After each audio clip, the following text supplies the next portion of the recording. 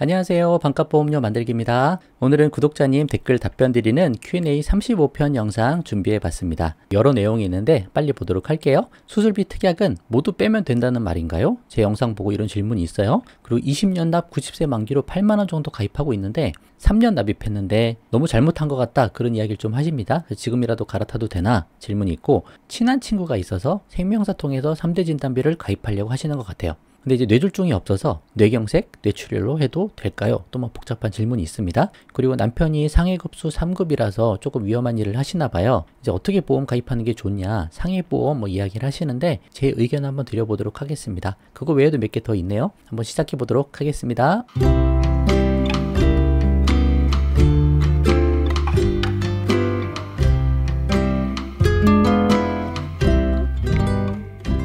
자, 이 영상 보시고 이 말씀은 보험사에 가입된 모든 수술비 특약은 다 없애도 무방하다는 건가요? 라고 하셨어요. 보험에 정답이 없죠. 모두 다 관점이 다르니까. 근데 제 생각은 그렇다. 수술하는 비용은 어디에 포함되어 있어요? 우리가 병원 가서 병원 치료받고 영수증 받으면 그 안에 수술비가 들어있어요. 수술한 비용이 얼마다, 입원한 비용이 얼마다, 뭐 MRI 찍은 비용이 얼마다, 그 내용이 다 포함돼서 병원비 영수증에 나오잖아요. 그럼 실비보험이 그거를 보장을 하잖아요. 그거에 뭐 70%도 보장하고 100%도 보장하고 가입한 시기에 따라 보장이 다르죠. 그러니까 수술비 특약을 가입하는 이유는 제가 생각했을 때는 내가 돈을 더 내고 나중에 그런 일이 생기면 더 받고 싶어, 그래서 가입하는 거다. 실비에서 보장이 안 돼서 가입하는 건 아니다. 그런 차원으로 생각하시면 될 것 같아요. 근데 모두 다 수술하나요?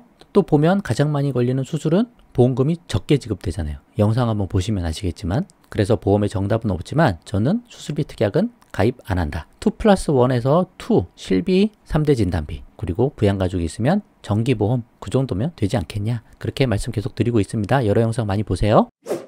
자, 어린이 보험 이 영상을 보시고 아, 이걸 왜 이제서야 하면서 너무 화가 난다 라고 하셨어요. 지금 8만원 초반대 나가고 있는데 20년 납 90세 만기라고 하십니다. 3년 정도 납입했는데 지금이라도 이거 해지하고 새로 가입해야 할까요? 라고 하셨어요. 뭐 정확한 연령대를 제가 모르니까 보험료가 비싸다 싸다 뭐 그런 말씀도 드리기가 어렵지만 20년 납 90세 만기 하실 필요는 없다고 생각해요. 저는 이 나이 때면 30년 납 80세 만기로 그냥 준비하셔도 괜찮다. 암진단비만 나눠서 80세 전기납으로 비갱신으로 준비하셔도 된다. 아직 젊으신 것 같으니까 3년 정도 납입한 거 신경 쓰지 마시고 보험 가입이 잘 되면 가장 좋은 방법으로 세팅을 다시 하는 것도 늘 괜찮습니다. 실비 포함되어 있으면 좀 신중하셔야 되는 거고요. 그래서 새로운 보험에 잘 가입되는지 확인하시고 선심사도 넣어보시고 하신 다음에 잘 가입되면 가입하신 다음에 기존 보험을 정리하시면 될 것 같아요. 늦지 않았다. 저도 40대 넘어서도 보험 리모델링을 막 하곤 했거든요. 잘못됐다고 판단되면 언제든지 바꾸는 것도 좋다, 그렇게 말씀드려 보겠습니다.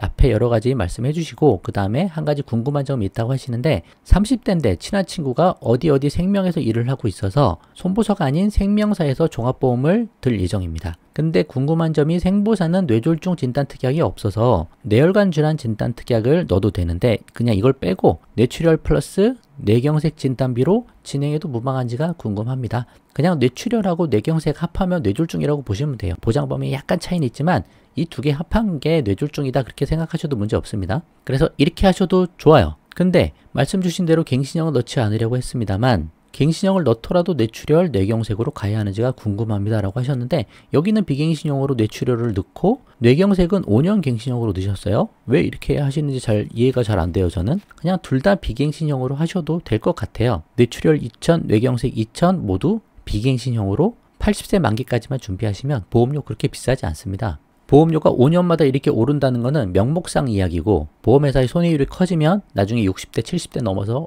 얼마까지 올라갈지 예측할 수 없어요. 그러니까 예측할 수 없는 보험료는 실비보험 하나면 족하다, 그 생각입니다. 그래서 실비 외에 나머지 모든 거는 다 비갱신형으로 하자. 이건 이렇게 갈지 다르게 갈지 모르는 거예요. 예측하는 거예요. 이거 그대로 믿고 할 거는 아니니까 최대한 3대 진단비는 다 비갱신형으로 준비를 하시면 좋을 것 같습니다.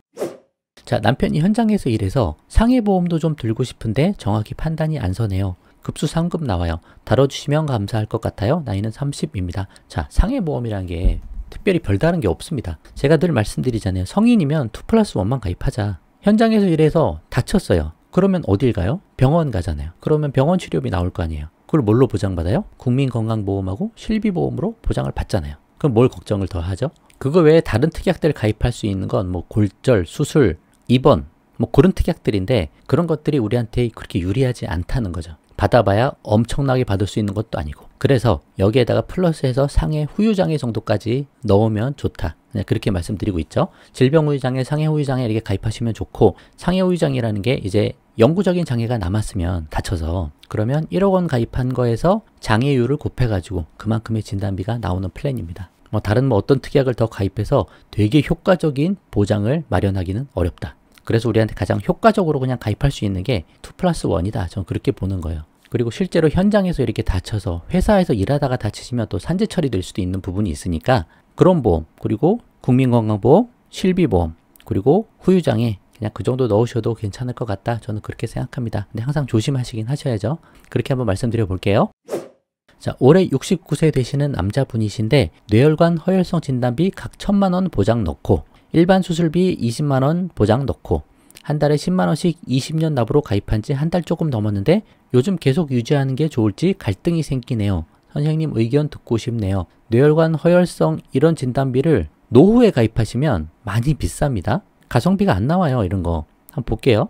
자, 1,000만 원 넣은 건데 10만 원씩 20년 납이잖아요. 그럼 10만 원 곱하기 12개월 하면 1년이죠. 그럼 120만 원이고 여기에다가 뭐 69세니까 한 10년, 한 79세 10년 내에 뭐 이런 중증이 걸린다라고 하면 곱하기 10년 하면 되겠네요. 그럼 한 79세까지 한 1,200만 원 정도 내는 그 정도 보험료인데 뇌혈관 허혈성에 각각 1,000만 원 보장을 받는다는 이야기는 양쪽 질병에 다 걸려서 보험금을 다 받지 않는 한 내가 낸 것보다 더 받기가 어려운 상황이다. 그렇죠? 그래서 노후로 가면 갈수록 뇌혈관 허혈성 진단비는 보험료가 많이 올라갑니다. 이게 완전 중증보다는 중증으로 가기 전 단계 보장까지 다 보장을 넓혀놓은 거라서 제가 그래서 꼭 그거보다는 더 중증에 집중하자 그렇게 말씀드리는 거예요. 예전에는 뇌출혈만 팔았잖아요. 근데 이제 그게 보장 범위가 넓어져서 이젠 뇌졸중까지 팔잖아요. 그 지금은 뇌혈관 질환까지 팔고 심장도 계속 범위가 늘어나긴 하잖아요. 근데 뇌출혈은 좀 작고 뇌경색 정도는 우리가 받으면 좋다. 그래서 뇌졸중까지는 준비하면 좋고 심장도 협심증 꼭 받아야 되는 거 아니라니까요. 저희 가족도 협심증 때문에 스텐트 하신 분이 너무 많아요. 저희 가족에. 근데 그분들이 그냥 직접 병원 가서 수술 받고 스텐트 넣고 그리고 금방 일상생활로 복귀한다. 실비보험 있으면 그걸로 병원 치료비 받으면 되지. 그걸로 뭐 또 돈을 많이 받겠다 해서 이런 거 꼭 가입하지 말고 중증으로 하면 조금 더 저렴하니까 차라리 뇌졸중, 급성심근경색 하고 암진단비 일부 진단비 위주로 끌고 가자. 실비 하나 가입하고 그렇게 진단비 준비하시면 그게 좀 더 유리하지 않을까 그렇게 한번 말씀드려보도록 하겠습니다. 선생님 강의를 잘 보았습니다. 저는 올해 8월 미국으로 이주하여 6년간 살 예정입니다. 아이 출산은 12월이고요. 대부분 병원비는 미국에서 보장이 될 예정이고요. 실비 경우 보장이 되지 않으니 차라리 종합보험만 드는 게 나을까요? 아니면 실비도 같이 들고 환급을 받는 게 나을까요? 한국은 6년 후에 들어올 예정입니다. 라고 하셨어요. 자, 아직 엄마 뱃속에 아이가 있나 봅니다. 지금 그냥 무조건 가입하세요. 태아 실비가 제일 중요한 거니까 하루도 놓치지 말고 뭐 검사해서 이상한 거 나오기 전에 지금 그냥 가입하자. 가입하고 외국에 산 기간 동안은 나중에 돌아오시면 그 뭐 서류 제출하면 그 기간 동안 낸 보험료는 돌려주니까 지금 건강하고 아무 문제 없을 때 지금 그냥 가입해 놓으시는 게 가장 좋아요. 이거 보험료 좀 아껴야지 하고 나중에 가입하다가 보험 가입 안 되시는 분들도 보고 그렇습니다. 이런 거 아끼실 게 아니고 실비가 가장 중요하다. 둘 다 가입을 하세요. 둘 다 가입하시고 다녀오시고 실비보험료는 나중에 돌려받고 그렇게 건강할 때 잘 가입하시는 게 제일 좋다. 그렇게 말씀드려 볼게요.